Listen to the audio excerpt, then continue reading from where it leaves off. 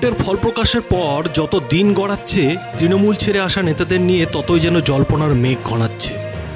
খোদ মুখ্যমন্ত্রী মমতা বন্দ্যোপাধ্যায় তৃণমূল ছেড়ে বিজেপিতে যোগ দেওয়া নেতাদের ফের তার দলে স্বাগত জানানোই সেই জল্পনা প্রবল হচ্ছে। আর এই তালিকায় সবার উপরে যার নাম রয়েছে তিনি রাজীব বন্দ্যোপাধ্যায়। শুক্রবার বিকেলে দলের পরাজয়ের কারণ বিশ্লেষণ ও বিভিন্ন জেলায় ভোট পরবর্তী পরিস্থিতি খতিয়ে দেখার জন্য গুরুত্বপূর্ণ বৈঠক ডেকেছিল বিজেপি। সেই বৈঠকে যোগ দিতে মোদি শাহ নাড্ডাদের তরফে দিল্লি থেকে ছুটে এসেছিলেন বিজেপির অন্যতম সাধারণ সম্পাদক তরুণ চুগ। এমনিতে বিজেপিতে সাধারণ সম্পাদকের পদ অত্যন্ত গুরুত্বপূর্ণ।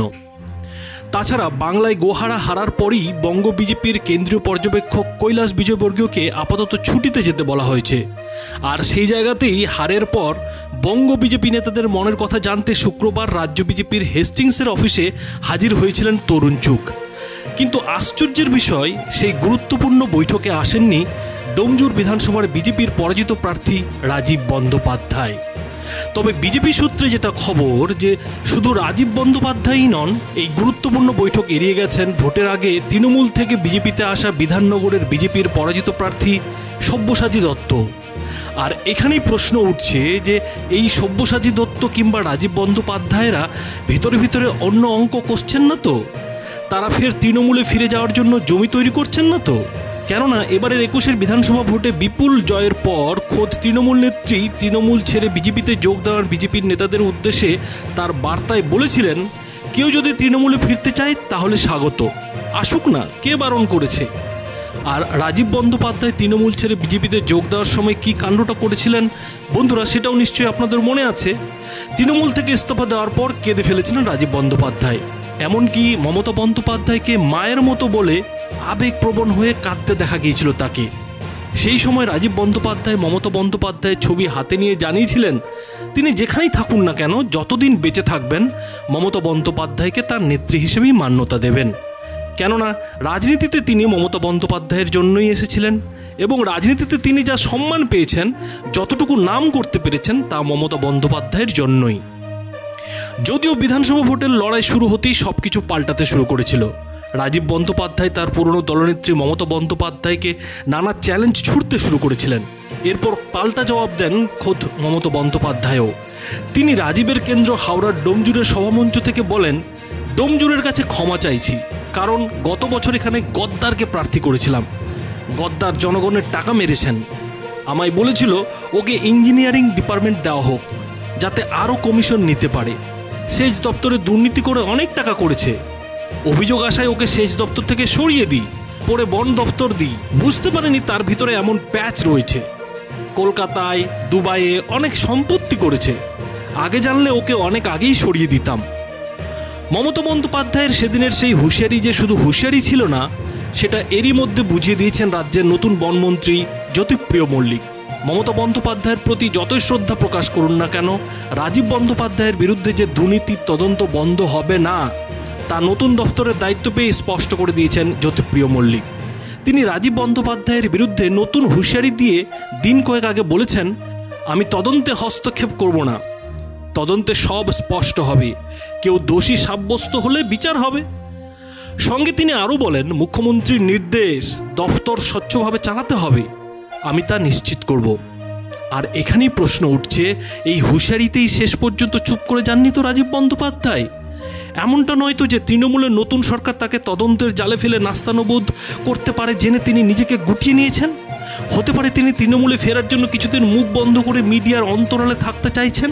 আবার এটাও তো হতে পারে যে তিনি তৃণমূলে হয়তো ফিরলেন না ঠিকই, কিন্তু বিজেপির সঙ্গে এমন দূরত্ব তৈরি করে রাখলেন যে দিলীপ ঘোষ, শুভেন্দু অধিকারী, মুকুল রায়রা তাকে গুনতির মধ্যে ধরাই বন্ধ করে দিল।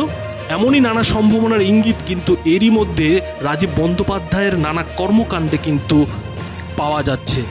আর সেই কারণেই রাজীব বন্দ্যোপাধ্যায়কে নিয়ে রাজ্য রাজনীতিতে ফের জল্পনার জল ঘোলা হতে শুরু করেছে। বন্ধুরা, এখন দেখা যাক এ নিয়ে রাজনৈতিক বিশ্লেষকরা কি বলছেন।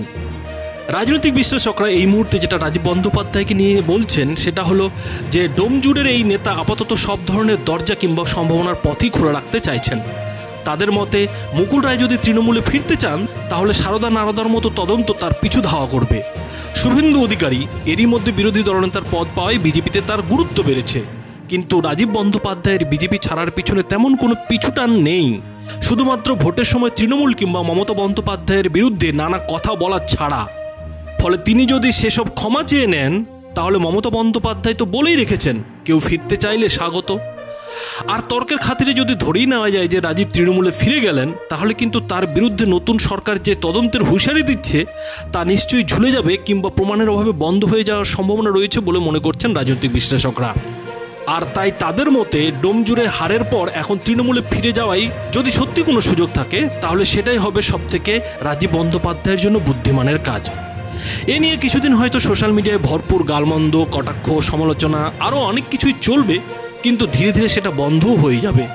তাছাড়া পুরনো দল ছেড়ে নতুন দল, আবার কিছুদিনের মধ্যেই নতুন দল ছেড়ে পুরনো দল, এমন উদাহরণ রাজ্য রাজনীতিতে ভুরি ভুরি রয়েছে। তৃণমূলেরই বেশ কয়েকজন প্রথম সারির নেতা রয়েছেন যাদের এই রেকর্ড রয়েছে। তাছাড়া রাজনৈতিক বিশ্লেষকরা আরও একটি কথা বলছেন যে মমতা বন্দ্যোপাধ্যায়ের মধ্যে শত্রুকে ক্ষমা করে দেওয়ার একটা আশ্চর্য ক্ষমতা রয়েছে। তাছাড়া একসময় শত্রুদের তিনি তৃণমূলে শুধু জায়গাই দেননি, তাদের পরিস্থিতি বুঝে গুরুত্বপূর্ণ দায়িত্বও দিয়েছেন। ফলে রাজীব বন্দ্যোপাধ্যায় যদি নিজের ভুল বুঝে তৃণমূলে ফিরে যান, কিছুদিন পরে তিনিও যে তৃণমূলের গুরুত্বপূর্ণ দায়িত্ব পাবেন না সেটা কে বলতে পারে। যদিও এমন যুক্তি কিংবা গুজব মোটেও মানছেন না বিজেপির নেতারা। তাদের পাল্টা দাবি, এই করোনা পরিস্থিতিতে কেউ যদি একটি মিটিংয়ে না আসে তার মানে এই নয় যে তিনি বিজেপি ছেড়ে অন্য দলে যোগ দেবেন। তাছাড়া বিজেপি নেতারা আরও বলছেন যে বৈঠকের কথা তুলে রাজীব বন্দ্যোপাধ্যায়কে নিয়ে এমন জল্পনা ছড়ানোর চেষ্টা চলছে, সেই বৈঠকে লকেট চ্যাটার্জি থেকে শুরু করে ভারতী ঘোষ সহ আরও অনেক বিজেপির নেতারাই যোগ দেননি। তার মানে কি সবাই বিজেপি ছেড়ে তৃণমূলে যোগ দিতে চলেছেন? বিজেপির রাজ্য সভাপতি খোদ দিলীপ ঘোষও বলছেন তৃণমূল ছেড়ে যারা এসেছিলেন তারা অত্যাচারিত এবং অপমানিত হয়ে এসেছিলেন, মনে হয় না তাদের কেউ ফিরে যাবেন। তাহলে রাজীব বন্দ্যোপাধ্যায়ের মতো নেতারা শুক্রবারের গুরুত্বপূর্ণ বৈঠকে কেন এলেন না? এর উত্তরে দিলীপ ঘোষ যেটা বলছেন সেটা হলো যে করোনা পরিস্থিতির জন্য যারা দূরে থাকেন তাদের অনেকেই আসতে পারেননি, আবার অনেকে অসুস্থ। এছাড়াও কারো কারো এলাকায় এত বেশি সন্ত্রাস হচ্ছে যে তারা এলাকা ছেড়ে কলকাতায় আসতে পারছেন না। কেউ কর্মীদের সামলাচ্ছেন, কেউ নিজের উপর হামলার ভয় পাচ্ছেন, তবে সকলেই দলের সঙ্গে যোগাযোগ রেখেছেন।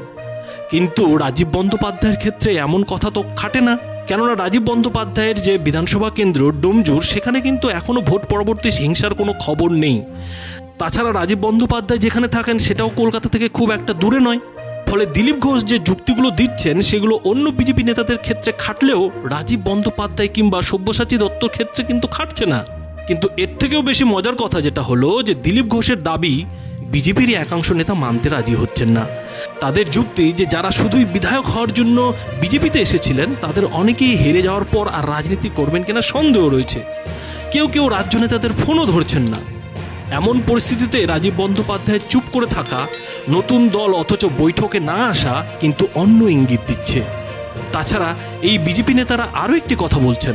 তারা বলছেন যে ভোটে মমতা বন্দ্যোপাধ্যায়ের জয়ের পরেই ফের সুর পাল্টে ফেলেছেন রাজীব বন্দ্যোপাধ্যায়। ভোটে নিজের ও বিজেপির পরাজয়ের পর মমতা বন্দ্যোপাধ্যায়কে নিয়ে মন্তব্য করতে গিয়ে রাজীব বন্দ্যোপাধ্যায় এক সংবাদ মাধ্যমের রিপোর্টারকে বলেছিলেন, যতদিন বেঁচে থাকবো ততদিন মমতা বন্দ্যোপাধ্যায়কে শ্রদ্ধা করব। রিপোর্টার জানতে চেয়েছিলেন তৃণমূলের জয় নিয়ে মমতা বন্দ্যোপাধ্যায়কে তিনি শুভেচ্ছা জানিয়েছেন কিনা। রাজীব উত্তরে বলেছিলেন, সেটা সংবাদ মাধ্যমে বলবো কেন। এরপরে ওই রিপোর্টার রাজীব বন্দ্যোপাধ্যায়কে প্রশ্ন করেন, তাহলে কি এবার তৃণমূলে ফিরবেন? এর উত্তরে রাজীব বন্দ্যোপাধ্যায় শুধু বলেছিলেন, এ নিয়ে কোনো মন্তব্য করব না। কে জল্পনা ছড়িয়েছে জানি না। বন্ধুরা, কথা হচ্ছে এরপরেও যদি জল্পনা না ছড়ায় তাহলে আর কবে জল্পনা ছড়াবে বলুন তো?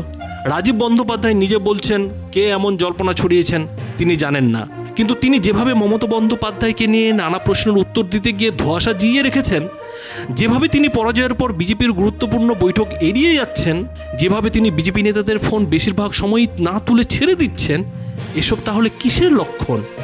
রাজনীতিতে সন্ন্যাস নাকি ফের তৃণমূলে ফেরার ইঙ্গিত, কোনটা? বন্ধুরা, আপনাদের কি মনে হয়? আপনাদের মতামত অবশ্যই এই ভিডিওটির নিচে কমেন্ট বক্সে লিখে জানাবেন। ধন্যবাদ।